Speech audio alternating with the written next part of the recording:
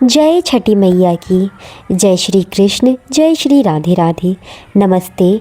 छठ पूजा के दूसरे दिन खारका के दिन यानी कि आज खारका का शुभ मुहूर्त 2025, तिथि है 26 अक्टूबर रविवार। हिंदी पंचांग के अनुसार तिथि है कार्तिक शुक्ल की पंचमी तिथि।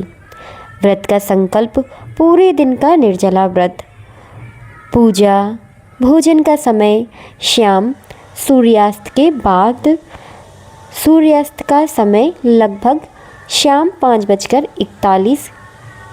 यह स्थान के अनुसार थोड़ा बदल सकता है। व्रती सूर्य अस्त के बाद पूजा करके प्रसाद ग्रहण करते हैं। ये मित्रों, तो आज की वीडियो में हम जानेंगे खारका क्यों है खास और 36 घंटे निर्जला व्रत का संकल्प लेना आत्मविश्वास का समर्पण वाला पर्व। और साथ ही हम जानेंगे खारका की संपूर्ण विधि, प्रसाद बनाने की विधि, गुड़ की खीर, रसियावा या सिरिया और रोटी, इसकी पवित्रता और शुद्धता।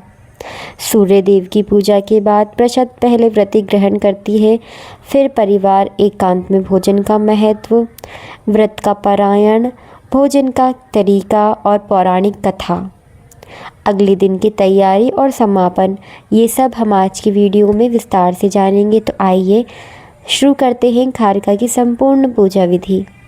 पूजा की तैयारी हमें किस प्रकार करनी है, तो आइए मित्रों ये जानते हैं। पहले व्रती को पूरे दिन निर्जला उपवास रखते हैं। शाम को स्नान करके साफ वस्त्र पहनते हैं। रसोई को पूरी तरह साफ करें। प्रसाद केवल मिट्टी के चूल्हे पर या नए गैस चूल्हे पर आम की लकड़ियों से ही बनाया जाता है। यदि संभव हो पाए तो ऐसा ही करें। गुड़ की खीर, रसिया, सिरिया, पूरियाँ और केला प्रसाद के लिए तैयार करें। प्रसाद में नमक का प्रयोग नहीं होता है। आइए पूजा विधि जानते हैं।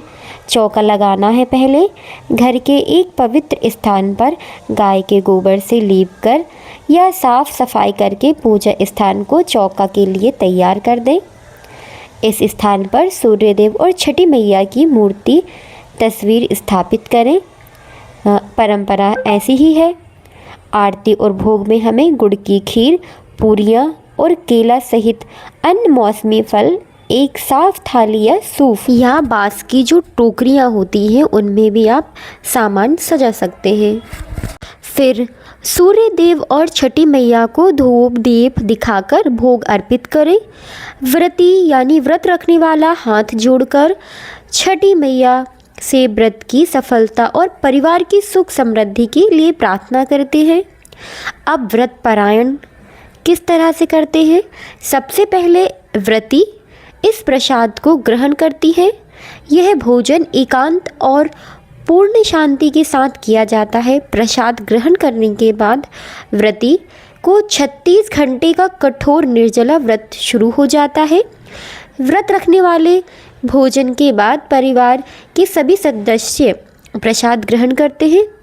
आइए प्रिय मित्रों, ये थी पूजा विधि और महत्व। अब आइए इसकी हम एक पौराणिक कथा को बड़े ही प्रेम पूर्वक श्रवण करेंगे। राजा प्रियावंत और संतान प्राप्ति का वरदान। आरंभ करते हैं। प्राचीन काल में एक राजा थे जिनका नाम था प्रियावंत। उनकी पत्नी का नाम मालिनी था। राजा बहुत दयालु और दानी थे, परंतु उनके जीवन में एक बहुत बड़ा दुख था। उन्हें कोई संतान नहीं थी। संतानहीनता के कारण राजा और रानी हमेशा उदास रहते थे। अपनी राजगद्दी को सूनी देखकर राजा के कई तरह के यज्ञ और अनुष्ठान कराए, लेकिन कोई लाभ नहीं हुआ। महर्षि कश्यप का आगमन। एक दिन महर्षि कश्यप राजा प्रियावंत के महल में आए। राजा ने उन्हें अपनी व्यथा सुनाई। महर्षि ने पुत्र प्राप्ति के लिए राजा को एक विशेष यज्ञ की सलाह दी। महर्षि कश्यप ने यज्ञ संपन्न कराया और रानी मालिनी को यज्ञ का प्रसाद खाने के लिए कहा। प्रसाद के प्रभाव से रानी गर्भवती हुई, लेकिन जब उन्हें शिशु के जन्म दिया तो वह मृत पैदा हुआ। मृत शिशु को देखकर राजा प्रियावंत अत्यंत दुखी हुए। उन्होंने सोचा कि ऐसे जीवन का क्या लाभ जिसमें इतनी निराशा हो। दुख से व्याकुल होकर राजा अपने मृत शिशु को लेकर शमशान घाट गए और आत्महत्या करने का प्रयास किया। जैसे ही राजा ने खुद को समाप्त करने की कोशिश की, उसी समय आकाश की अत्यंत तेजस्वी, सुंदर और दिव्य स्त्री प्रकट हुई।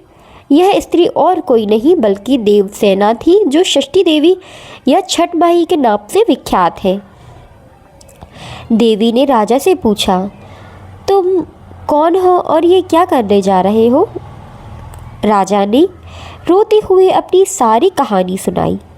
देवी ने कहा, मैं सृष्टि की मूल प्रकृति के 8वें अंश से उत्पन्न हुई हूँ, इसलिए मुझे षष्ठी देवी कहते हैं। मैं निसंतानों को संतान, निर्धन को धन और दुखियारों को सुख प्रदान करती हूँ। जो मेरी सच्चे मन से पूजा करते हैं, उनकी सभी मनोकामनाएं मैं पूर्ण करती हूँ। देवी ने राजा से ऐसा कहा कि वह उनकी पूजा करे। इसके बाद देवी ने अपने हाथों से उस मृत शिशु को स्पर्श किया।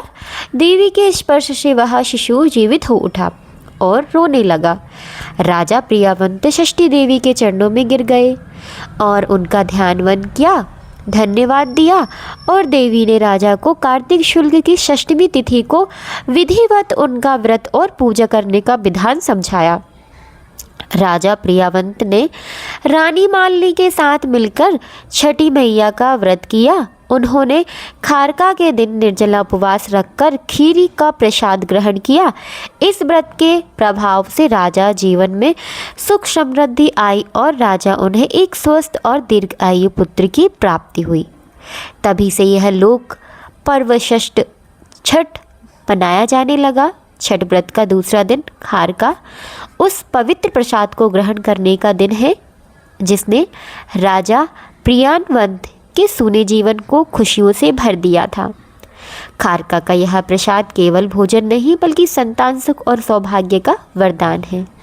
तो यह थी खारका के दूसरे दिन की प्रमुख जानकारियाँ। तो ये आपको कैसी लगी? अगर आपको ये पसंद आई हो और आपकी ये हेल्पफुल हो तो मैं आशा करती हूँ आप मेरी वीडियो को लाइक ज़रूर करेंगे और सब्सक्राइब तो बिल्कुल भी ना करना भूलें। तो छठ महापर्व के दूसरे दिन खारका में आपने ये सब जानकारी, यह दिन आत्मशुद्धि और 36 घंटे के निर्जला व्रत संकल्प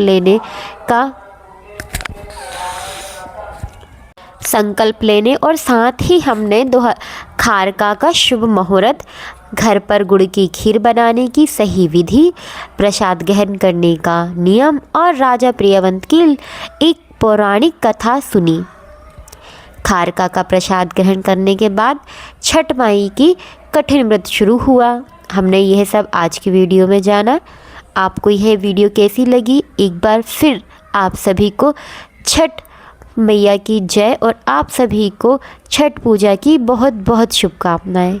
मिलते हैं अगली वीडियो में अगले दिन के साथ। आप सभी को छठी मैया की जय और छठी मैया की शुभकामनाएं। आप सभी की मनोकामना छठी मैया पूरी करें। इसी के साथ मैं आपसे यहीं पर विदा लेती हूँ। जय श्री राधे, जय श्री कृष्ण।